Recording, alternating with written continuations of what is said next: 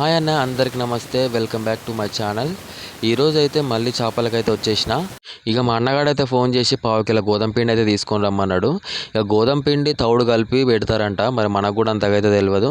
ఇక మా అన్నగాడైతే గోధుమ పిండి తెమ్మన్నాడు కదా, తౌడు అది రెండు కలిపి అయితే పిసుకోవడం అయితే స్టార్ట్ చేసిండు.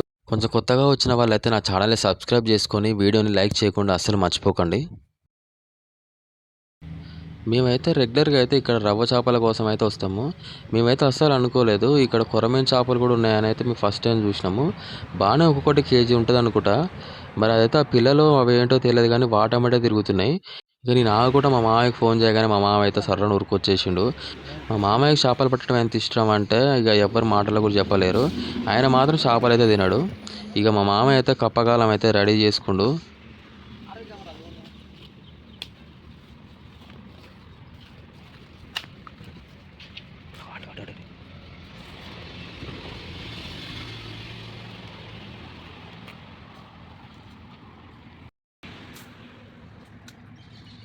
అడిపోతుంది చేప.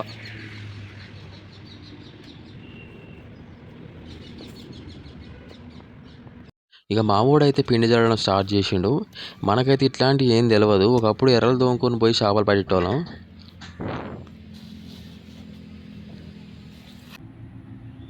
ఇక మామూడికి అయితే ఫస్ట్ చేప పడ్డది.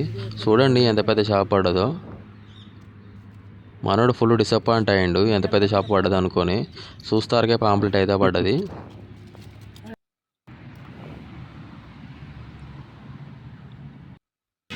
ఇక ఫస్ట్ అయితే మా అన్నగానికి అయితే ఒక రవ్వ పిల్ల పడ్డది. ఇక మా మామయ్య అయితే అక్కడ వాస్తు బాగా చేపలు పడతలేని వేరే ప్లేస్కి అయితే వచ్చేసిండు. ఇక రాగానే చేపలు గుంజడం అయితే స్టార్ట్ చేసిండు. మా మామయ్య చేపల కోసం పెద్ద మిషన్ కాలమే కొన్నాడు. ఇక మా మామ గుంజుడికి ఆ చేప కూడా మిస్ అయిపోయింది. అయినా అస్సలు వదలడు. ఇక ఎట్లా గట్లయితే ఒక హాఫ్ కేజీ చేప అయితే కట్టిండు.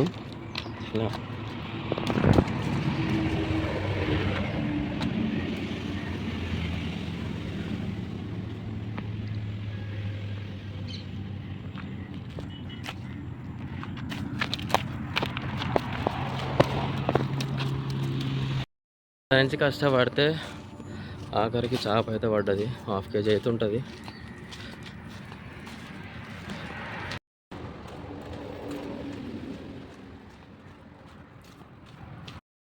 ఈరోజు చేపలు పోయినాయి కదా, ఎన్ని చేపలు పడ్డాయో అయితే మీకు చూపిస్తాను. ఒకసారి అయితే చూసేయండి.